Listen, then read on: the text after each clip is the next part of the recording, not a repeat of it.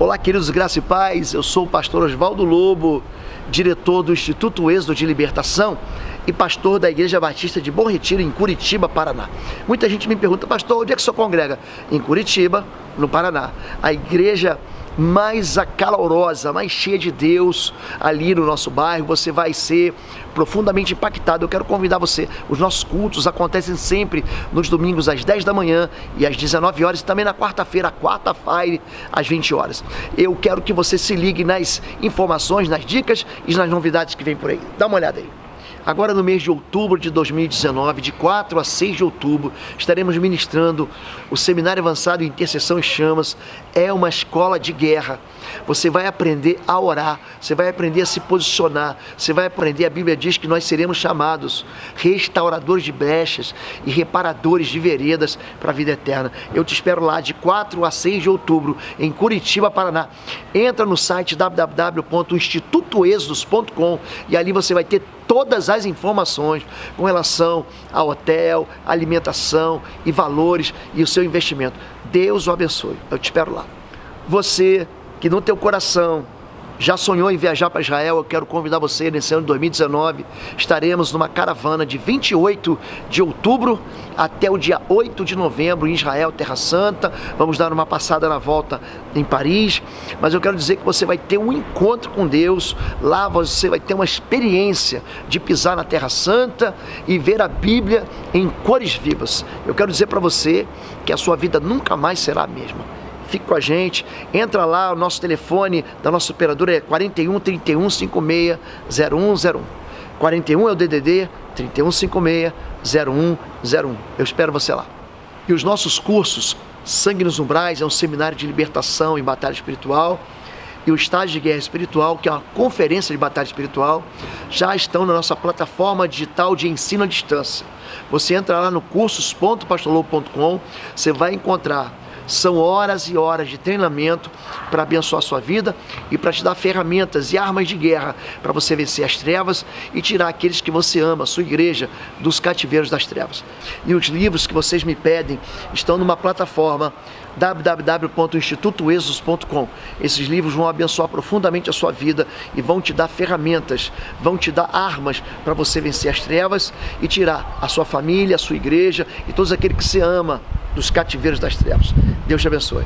Queridos, eu quero pedir que você já dê um like nessa mensagem e que você compartilhe para que outras pessoas sejam abençoadas. O nosso canal tem atingido muita gente, mas tem muitas pessoas ainda precisando da liberdade que existe em Cristo. Então, eu quero convidar você, dá um like, dá um joinha e depois compartilha com alguém para que essa pessoa também seja abençoada como você está sendo abençoado.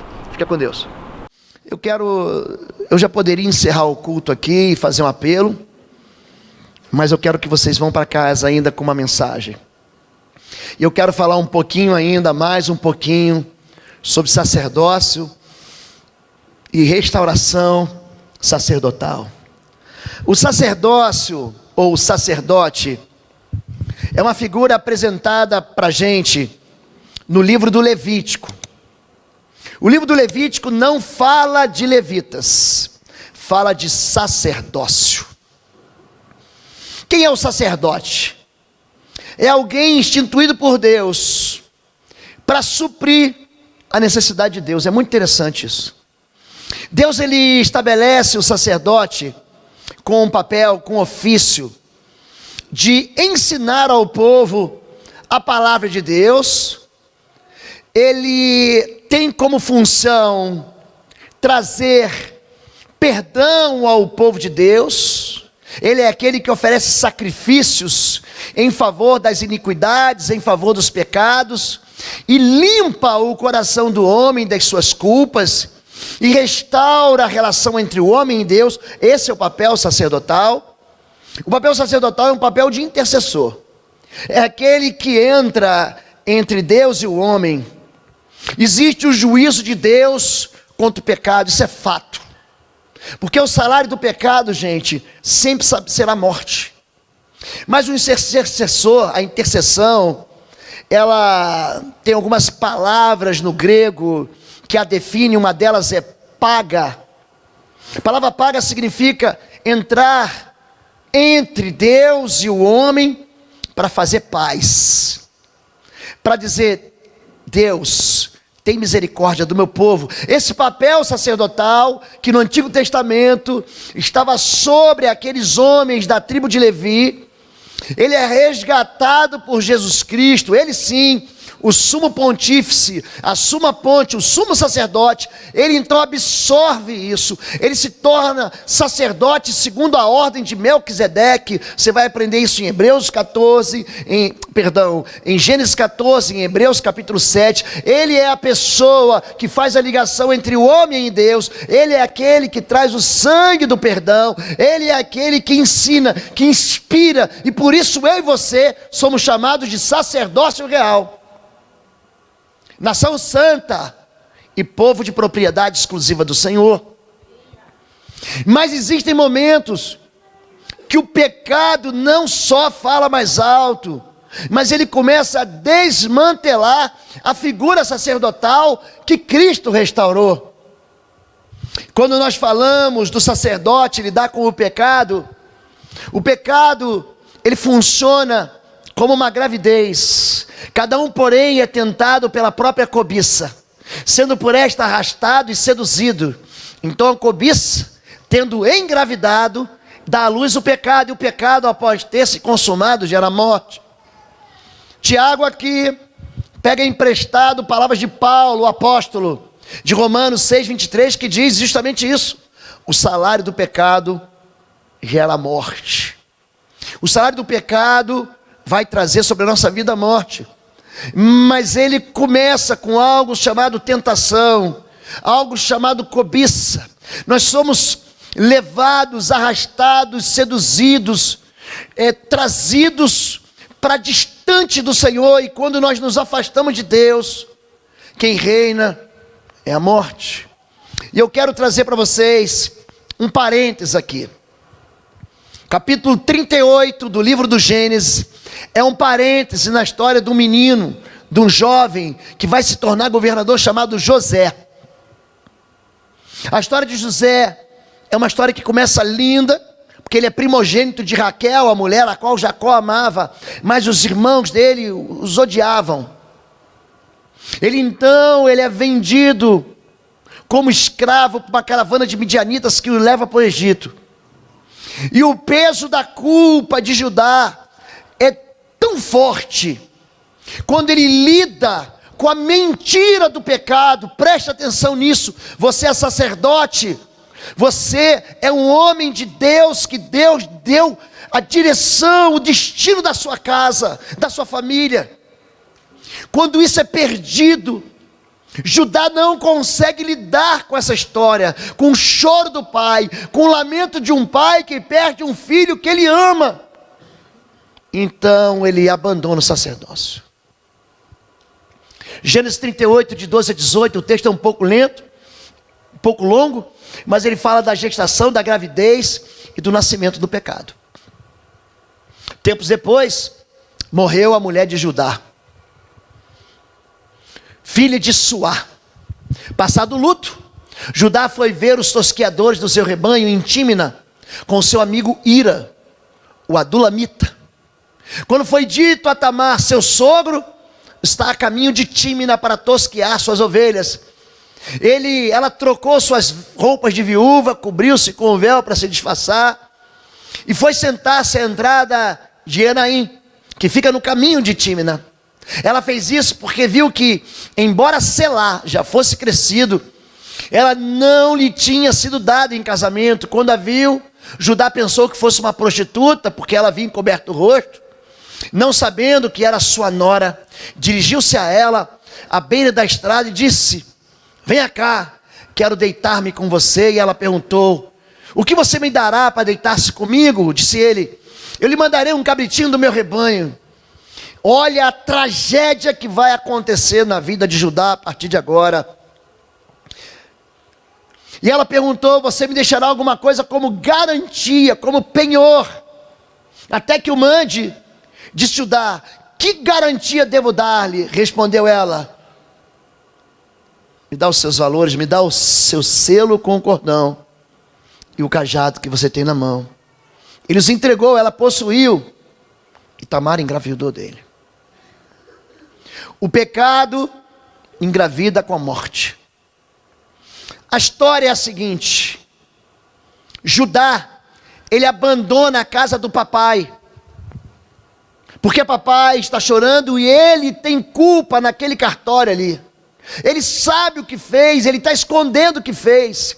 E a mentira entre aqueles 10 irmãos, porque Benjamim aqui não era nascido ainda, mas José já tinha sido mandado escravo para o Egito. Aqueles 10 irmãos mantêm uma mentira por muito tempo, e ele não consegue fingir diante daquele quadro de tristeza da qual o seu pai Jacó diz assim: eu vou descer a sepultura chorando.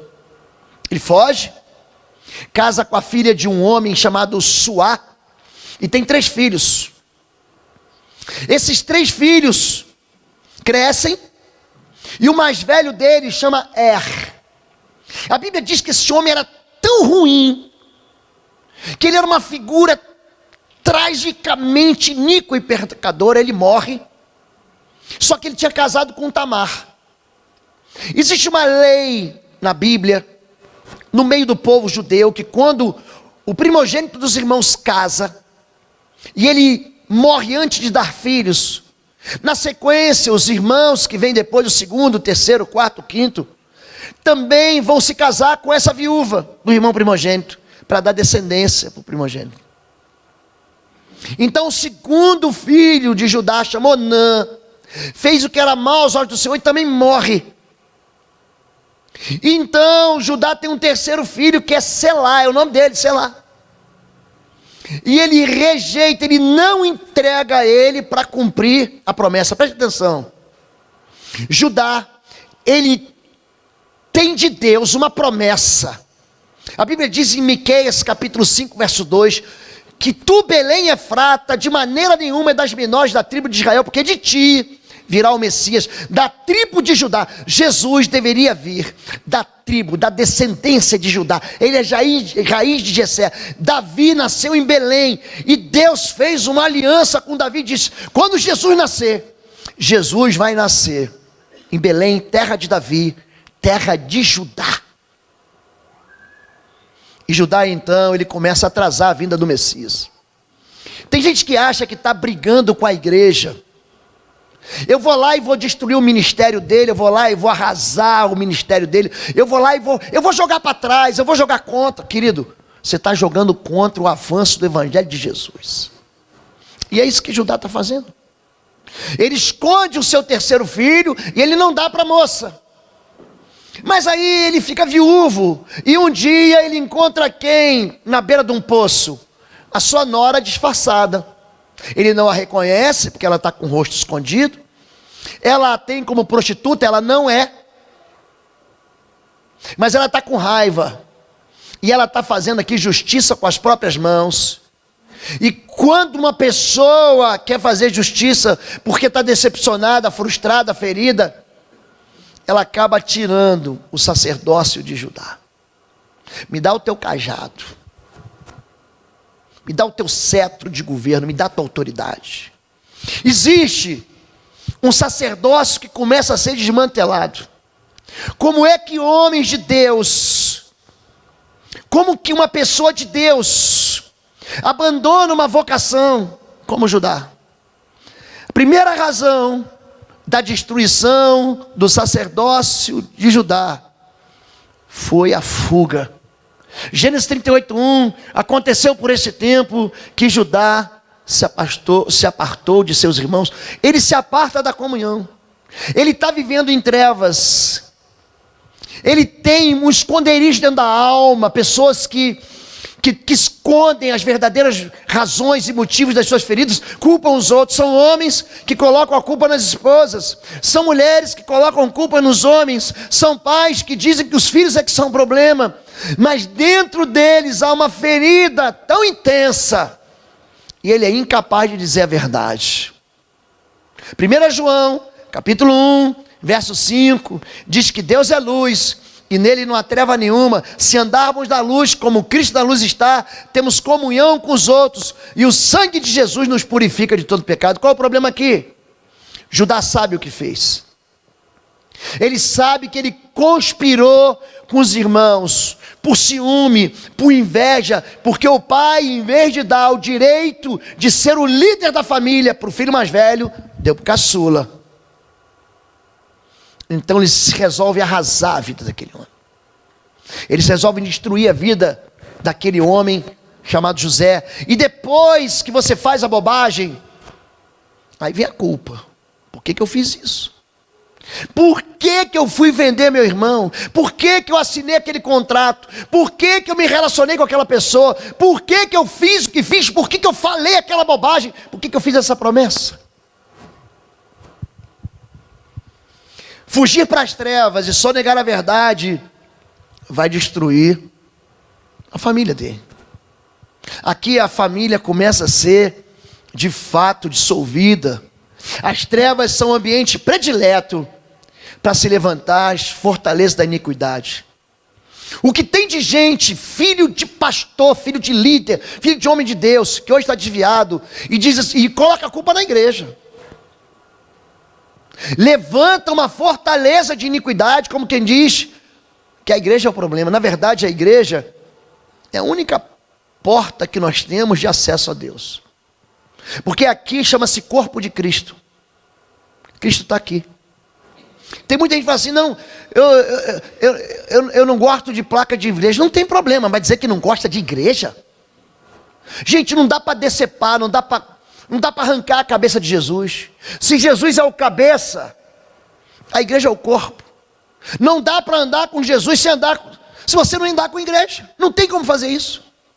As pessoas que se afastam da igreja vão entrar em calabouços de miséria, vão entrar em caminhos de destruição. Gente que fala que não precisa de igreja, é gente que já. Ah, pastor, mas demorou. Não, demorou.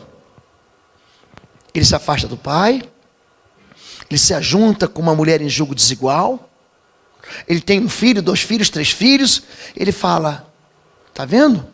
Eu prosperei aqui. Olha para mim, mulher e homem. Vou repetir o que eu já disse aqui esse ano. O mundo espiritual é uma terra fértil demais.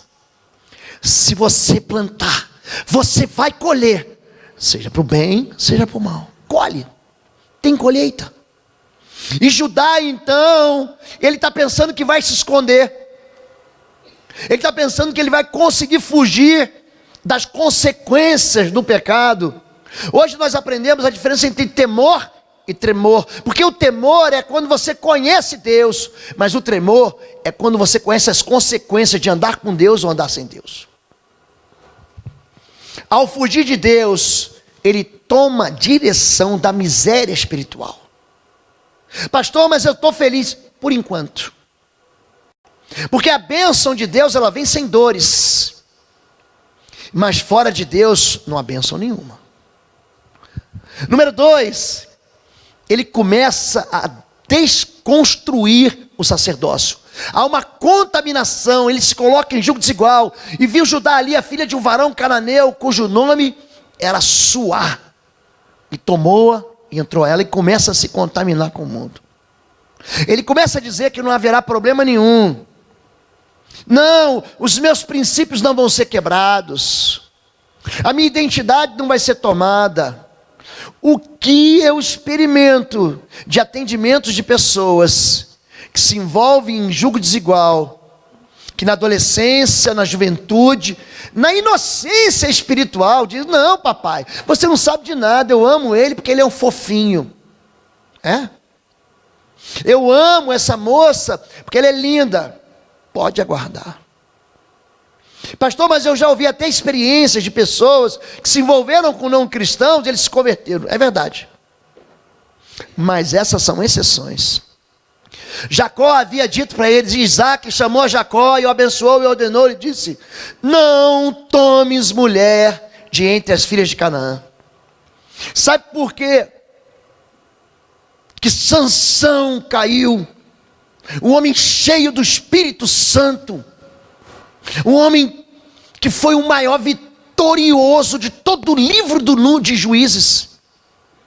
Ele se envolve com gente que não é de Deus e começa a se aconselhar e amar e se apaixonar por valores que não são valores do reino.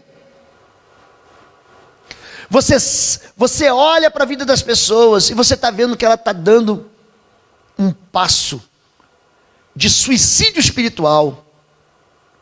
Já, como aconteceu com Salomão. As mulheres de Salomão roubaram o seu coração. As mulheres de Salomão arrastaram ele de tal maneira para longe de Deus. A Bíblia diz que ele era o homem mais sábio. Quem fala isso, gente, é a Bíblia Sagrada. Ele é um homem que escreveu um livro de Cantares, de Provérbios e de Eclesiastes. Ele conhecia a palavra de Deus, escute isso, mas ele não tinha temor do Senhor. Judá perdeu o temor. Eu já conheço a Bíblia, eu já conheço essa palavra aí, eu aprendi na escola bíblica, me ensinaram quando eu era pequeno, eu já li a Bíblia, eu conheço tudo isso aí. Mas não pratique aqui. O sacerdócio, ele começa a ser desconstruído. A fonte de desconfortos e sofrimentos está em alianças fora do Senhor. Julgo desigual é um termo usado para qualificar um relacionamento que agride a unidade espiritual que eu tenho com Deus. Eu estou querendo trazer iniquidade para o ambiente da santidade. Eu estou querendo trazer sujeira para o ambiente da pureza. Foi dominado pela urgência de encontrar conforto para os conflitos da sua alma, através de impulsos sentimentais indomáveis. Eu quero ser feliz de qualquer jeito, porque eu quero esquecer da casa do meu pai, da dor do meu pai, da tolice que eu fiz, da burrice, desculpa a expressão, que eu fiz.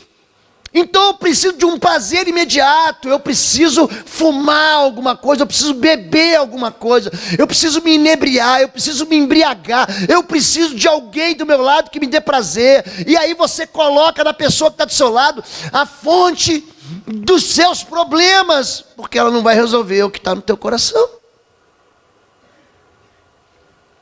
Uma pessoa ferida, culpada, decepcionada e fugitiva se precipita ao estabelecer o que seria sua família. Sai da igreja e constitui uma família fora do princípio eterno da palavra de Deus. Judá vai se machucar aqui ou não vai, gente? Vai. Ele sai falando mal do líder de célula, ele sai falando mal do ministério, ele sai falando mal do pai, da mãe. Papai e mamãe, preste atenção. Seu filho está longe, ele vai experimentar medo, fome e dor. E vai voltar. Jacó fugiu para Padã Arã, mas voltou. Moisés fugiu para Midian, mas voltou. O filho pródigo fugiu, caiu no chiqueiro, teve fome, mas voltou.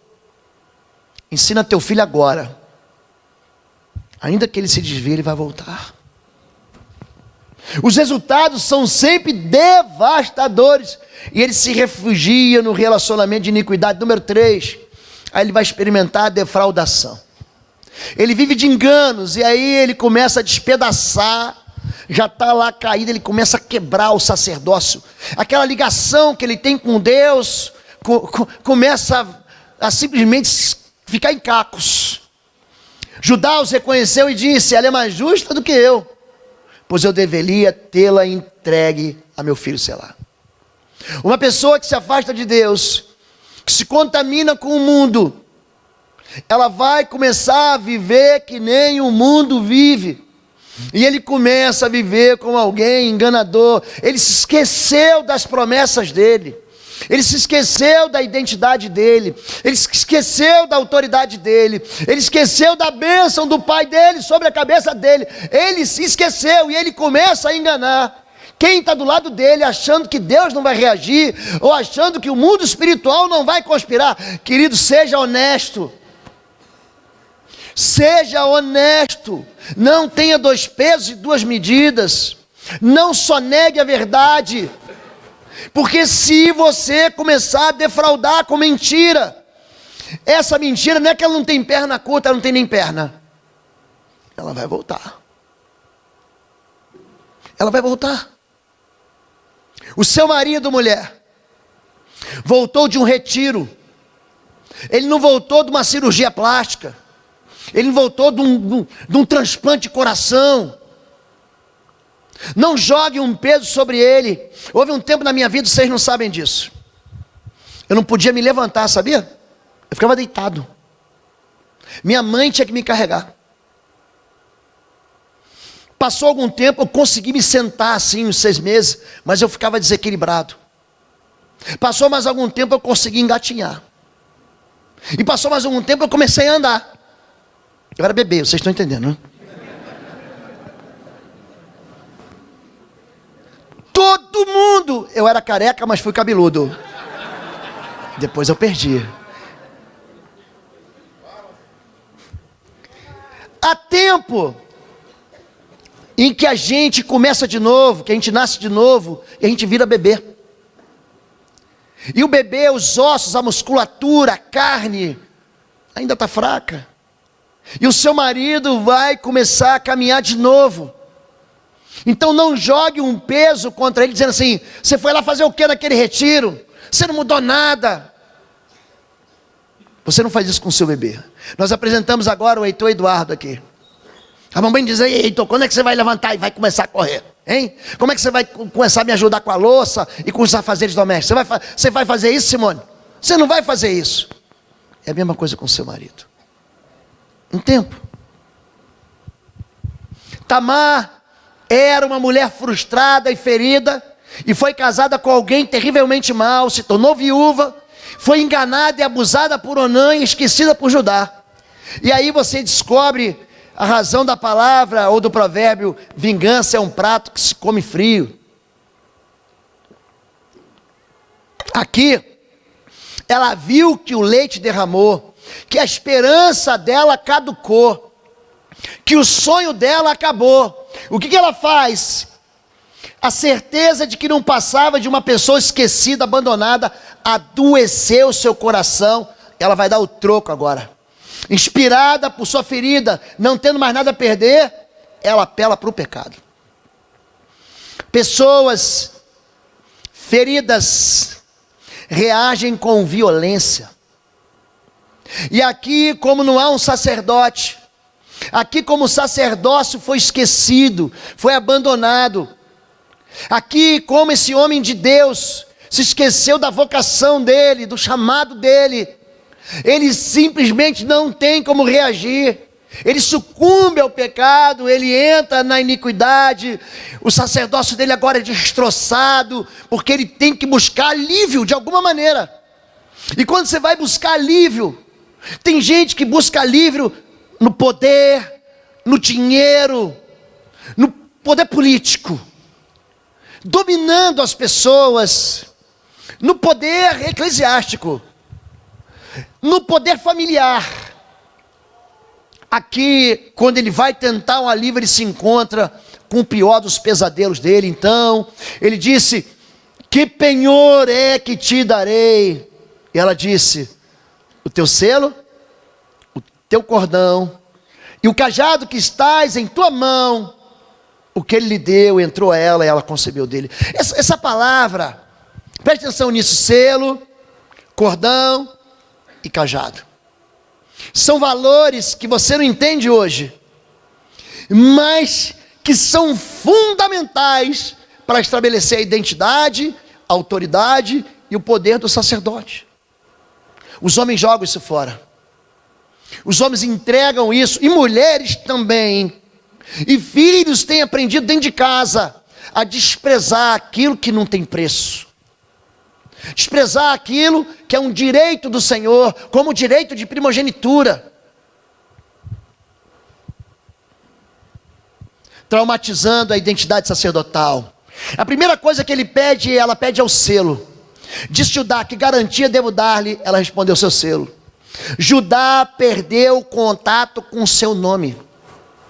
Você é crente? Não, não sou.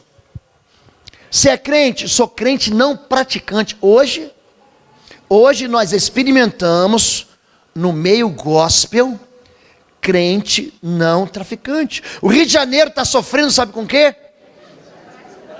Não praticante. Eu estou falando de traficante. Deixa eu falar de traficante? Posso falar de traficante? O Rio de Janeiro está experimentando uma geração de filhos de crentes que são traficantes. Hoje, no jornal de hoje, ou de ontem, tem uma matéria em que os traficantes são evangélicos.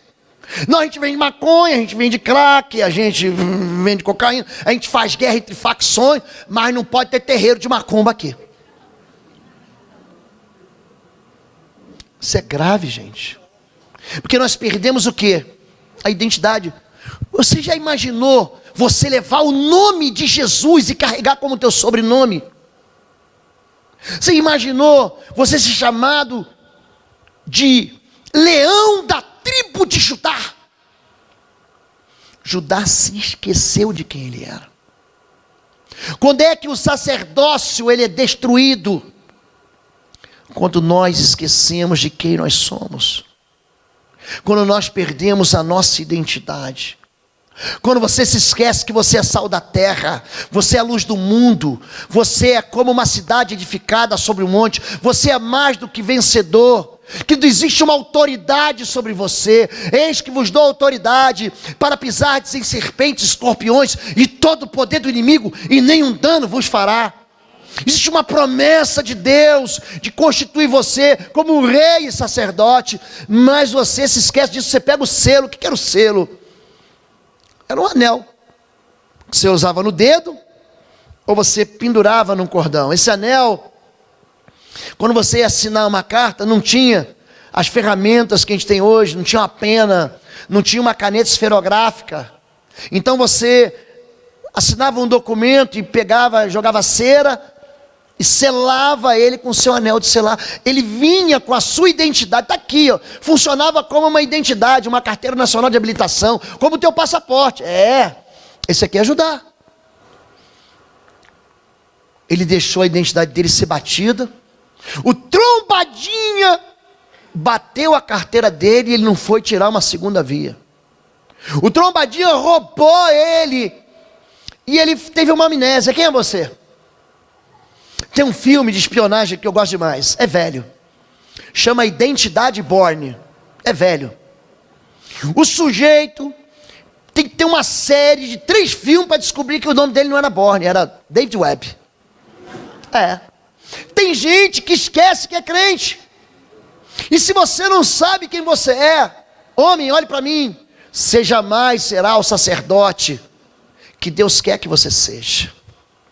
Número 2, ele perde o cordão, ele perde os princípios são roubados. Filho meu, guarda o mandamento de teu pai, não deixes a lei da tua mãe, ata-os perpetuamente ao teu coração e pendura-os ao teu pescoço.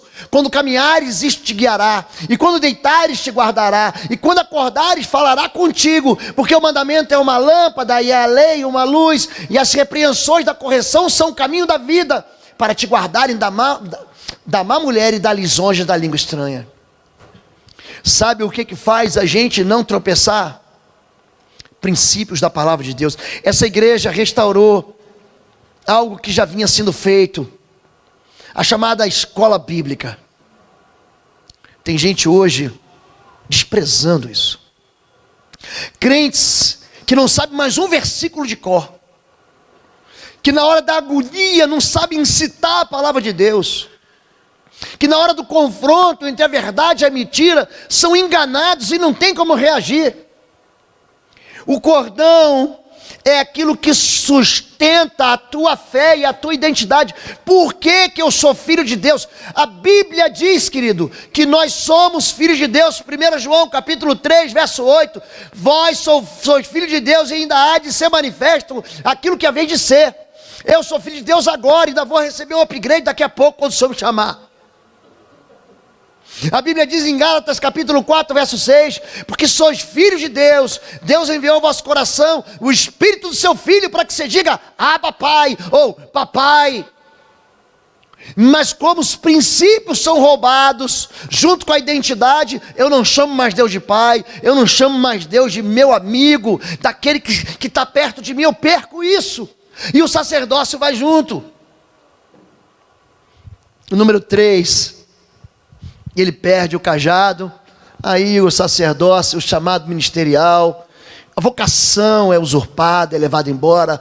Judá vai segurar o cetro de rei, Gênesis 49:10. E os seus descendentes sempre governarão, as nações lhe estarão presentes, os povos lhe obedecerão. O cajado ou o cetro sacerdotal da autoridade é a capacitação divina para vivermos de acordo com o propósito de Deus para a nossa vida. O chamado sacerdotal de Judá em Cristo foi transformado, foi transportado para mim e para você. Você é sacerdote. Mas quando é roubado, ou você entrega de bandeja aquilo que jamais você poderia ter feito, você entrega o teu selo, a tua identidade, você despreza os princípios e entrega junto, e você despreza o ministério que Deus te deu. Olha para mim, os seus filhos serão iguaizinhos a você. Se você não ora, os seus filhos não vão orar. Se você não busca o Senhor, os seus filhos não buscarão o Senhor. Se você não tem uma resposta com o princípio de Deus para os seus filhos, eles não terão uma resposta para os seus netos. Se você não for apaixonado pelo Senhor, se você não ensinar os teus filhos que Deus tem que estar em primeiro lugar, eles vão desprezar Deus. Porque tem gente que diz, primeiro Deus e depois eu. O sacerdote diz, primeiro as coisas de Deus e depois as minhas coisas. Aquele homem morno diz, primeiro eu e depois Deus. Nós não nos atrasamos para nada, principalmente quando tem investimento financeiro. Você não atrasa para levar seu filho para o inglês. Duvido que seu filho atrase para a escola. Eu duvido que você está pagando um cursinho caro ali no Positivo. Eu duvido que teu filho vai chegar atrasado, ele vai perder a primeira aula. Mas quando é para a igreja, eu não vou. Quando é para um retiro, não vou. E aqui não cabe uma crítica, não. Eu estou falando de valores. Quando a gente chama a igreja para um mover, para um movimento, vamos orar, não vou. E você continua usando a tua própria força, a tua própria carne, achando que você vai vencer, mas você coloca fora da tua vida aquele que é o vencedor. Você não chama Deus, você não aprende a orar, você não sabe orar, e você não vem aqui para orar com a gente que sabe orar. Você quer uma religião da boa vida, ora por mim, bota a mão na minha cabeça, mas você não quer mais consertar isso. Escute, papai, os seus filhos estão vendo isso. Mamãe, a sua filha está vendo você rachar a tua casa, dividir a sua casa, fazer com que os filhos fiquem um contra os outros. Elas estão vendo você murmurar de Deus. Os seus filhos estão vendo você falar mal de pastor. Eles vão crescer e não vão querer saber de Deus, que você está insatisfeito da sua igreja. Não tem importância. Deus tem uma vocação, um chamado, a multiforme sabedoria de Deus, ela é estabelecida. Existem pastores que são antipáticos àquilo que você pensa. Agora sai, mas sai sem reclamar. Sai dizendo, eu fui abençoado, aqui eu aprendi, aqui eu cresci, aqui Deus falou comigo, Deus me tornou alguém diferente, Deus me ensinou algo. Querido, mas se você começa a criticar, os seus filhos vão ver isso.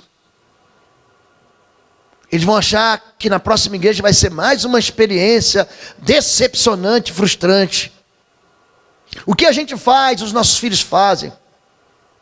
O que a gente traça de jornada de caminho, os nossos filhos também fazem. E Judá pega o cajado dele, pega o ministério dele, e entrega como se fosse nada. E ele não consegue mais achar. ele manda alguém buscar o cajado e levar o cabritinho. E não acha mais. Mas a história não termina assim. Cerca de 3 meses mais tarde, disseram ajudar. Lembra que o pecado engravidado gera morte? Lembra que a gente leu em Tiago? Sua nora Tamar prostituiu-se, na sua prostituição ficou grávida. Disse Judá: tragam-na para fora e queimem-na viva. Quando ela estava sendo levada para fora, mandou o seguinte recado ao sogro: estou grávida do homem que é dono dessas coisas. E acrescentou: veja se o senhor reconhece a quem pertence este selo, este cordão e este cajado. Judá os reconheceu e disse: ela é mais justa do que eu, pois eu deveria tê-la entregue a meu filho Sá. Lembra que o culpado é um crítico. Lembra que eu falei para a igreja que o culpado não tem misericórdia. Lembra que o culpado é alguém que tem um martelo de juiz e ele diz: está condenado. Você lembra que Davi falou para Natã: o homem que fez isso deve morrer. Você lembra que aqueles homens, quando arrastam aquela mulher que foi pega no adultério, no ato, lembra que ela faz? Você lembra disso? Vão apedrejar ela, Jesus. Aqui Judá não é mais sacerdote, ele é condenador, ele é juiz. O papel do sacerdote é ser inspirado por Deus para comunicar fé, mas aqui ele se torna um assassino julgador. O papel do sacerdote é entrar entre Deus e o pecador e dizer: Deus, tem misericórdia, mas aqui ele manda queimar viva. O papel do sacerdote foi retirado. E o pai, que deveria ser cheio de compaixão, o sogro que deveria ser cheio de amor, aquela que deveria ser e viria a ser mãe de Pérez, que também é raiz de Jesus, entrega para ele a verdade. Você sabe de quem é esse selo, esse cordão e esse cajado? E aqui o sacerdócio dele é restaurado. Porque ele fala: para, o culpado sou eu, e ela é mais justa do que eu. Sabe o que nós experimentamos agora aqui? Um coração de um filho que se converteu ao pai, e um coração de um pai que se converteu ao filho. Foi uma tragédia. E quando acontece tragédia no meio de crente, os envolvidos viram leprosos. Uma família que tinha filhos no altar, filhos que nem sabiam o que estava acontecendo, mas que foram atingidos tão violentamente, que eles se dispersaram. Mas nós ouvimos aqui que foi o seguinte: a fé desse pai fez brotar a fé no filho. E é isso que eu e você temos que fazer. Olha para mim aqui, igreja. Vamos cuidar uns dos outros. A gente vai errar. Nós vamos errar. Porque a gente é gente. Mas a gente não pode nos expulsar. Quando você sabe que você é filho, não há razão para ter competição mais. Todos nós aqui estamos debaixo da mesma unção. As vocações são diferentes, mas tem uma que é só tua, querido. É o seu sacerdócio. Esse você é você que vai ter que segurar. As pessoas têm pedido para a gente orar: pastor, como que eu faço para trazer de volta o que se perdeu? Vai buscar, vai procurar, se esforça, jejua, fala com Deus, entra no lugar da fé, vai restaurar o que foi destruído, vai devolver aquilo que você tomou, vai dizer: eu errei, eu não sabia o que eu estava fazendo, eu me peço perdão, eu ignorei teus sentimentos, eu ignorei tua dor. Judá, ele publicamente diz: ela é mais justa do que eu. Escute isso, querido: os humilhados são exaltados. A Bíblia não erra e não vai errar nunca. Se humilhe, que no devido tempo o Senhor vai te exaltar. Não desista. Não desista. Não entregue de bandeja a sua identidade, o seu selo. Não, quando você vai buscar um prazer ilícito, cuidado, para você não deixar os seus princípios serem roubados. Não despreze. Existem homens aqui chamados para pastores. Eu sei disso. Está escrito na testa dele. Tem homens aqui chamados para ser ministros, mulheres cheias de uma unção transbordante. Eu falo, será que ela não vê isso? A palavra de Deus está dentro dele, sai pela boca, pelos ouvidos, pelo nariz, pelos olhos, mas permanecem calados, sentados, que não mistifique o teu chamado. Não vai aparecer anjo para você. Apareceu lá para Manoá, apareceu para Josué, mas para mim não apareceu anjo não. Deus está chamando você, querido, de volta. Roubaram o teu cajado, tiraram, usurparam de você a tua identidade, destruíram os cordões que sustentam os teus princípios, mas é hora de tomar de volta. Vamos orar por isso? Fique em pé em nome de Jesus.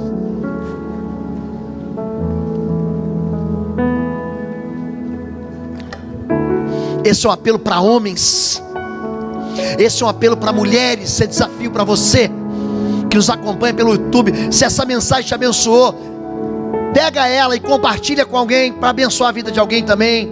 Eu vou orar por vocês. Sai do seu lugar. Se Deus falou com você, pega a mão da sua esposa, do seu marido, do seu filho, vem aqui à frente.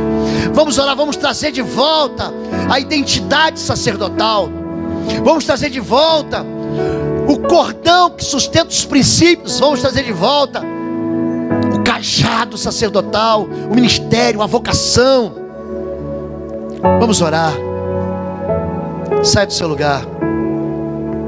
Siga teus olhos. Você consegue cantar sozinho? Filha, você pode ajudar ele? Não, fica lá no final. Chega bem perto aqui. Chega perto. Chega perto. Famílias felizes não são famílias que não passam por problemas. Todo mundo passa por problema. Meu filho já ficou reprovado, hoje está na universidade. Acontece. Eu já fali 2 vezes. Desobediência. Não estou mais falido. Não quero mais errar. A gente erra, mas o que você vai fazer com aquilo que você errou? Você vai continuar errando? Vamos lá tomar de volta o que a gente entregou de bandeja. Pega a sua identidade de volta. Pega o seu cajado de volta. Feche seus olhos em nome de Jesus. Pai querido, o Senhor falou conosco durante todo esse fim de semana. O Senhor ministrou no meu coração, como teu filho no coração dos homens. E foi uma experiência contigo. A tua voz é suave, Pai. A tua voz é clara no nosso meio. O Senhor tem passeado no meio dessa igreja. O Senhor tem juntado pessoas de todos os bairros e de cidades diferentes. O Senhor tem nos atraído para perto de Ti. Mas hoje nós queremos restaurar o sacerdócio, Pai, de homens e mulheres. Hoje nós queremos pedir a Ti, Senhor, aqueles que perderam a sua identidade de filhos, aqueles que perderam os princípios, esqueceram da palavra de Deus, aqueles que jogaram fora, Pai, a sua vocação ministerial, o seu sacerdócio. Nós, em nome de Jesus, tomamos de volta, Senhor. Estabelecemos aqui homens com identidade de filhos de Deus. Estabelecemos aqui maridos segundo o coração do Senhor. Homens poderosos na oração. Homens cuja palavra é sim, sim, não, não. Homens honestos e leais na sua casa, no seu trabalho, na sua escola e no seu ministério. Homens que são exemplares. homens que servem para que a gente olhe e distingua a diferença entre o santo e o profano, entre aquilo que é justo e é injusto. Pai, nós hoje tomamos de volta as verdades da Tua palavra e lançamos fora as mentiras, os sofismas, os enganos, as lógicas perversas, mas preferimos ficar com a simplicidade da Tua palavra, que é lâmpada para os nossos pés, que é luz para o nosso caminho. Pai, nós tomamos de volta o cajado que nos foi tomado, nós tomamos de volta o sacerdócio que foi roubado, que foi quebrado, o cajado da vocação do homem de Deus. Nós te pedimos perdão, Pai, como sacerdotes, nós pedimos perdão ao Senhor, pela nossa frieza, Pai, pela nossa mornidão. Nós te pedimos perdão, Senhor, porque nos esquecemos do chamado eterno que nós temos. Nós, em nome de Jesus, te pedimos perdão, porque não temos passado a visão do Senhor em linha reta para os nossos filhos. Nós te pedimos perdão, Senhor, mas hoje saímos daqui perdoados. Perdoados em nome de Jesus, lavados, remidos e restaurados no sangue da cruz. Saímos de novo com o cajado na mão e com a identidade vencedora de Cristo, que nos reveste por uma vida nova, cheia de alegria e que transborda a vida eterna em nome de Jesus. Amém, amém e amém. Você pode dar um abraço na sua família? Pode dar um beijo no seu filho, na sua filha?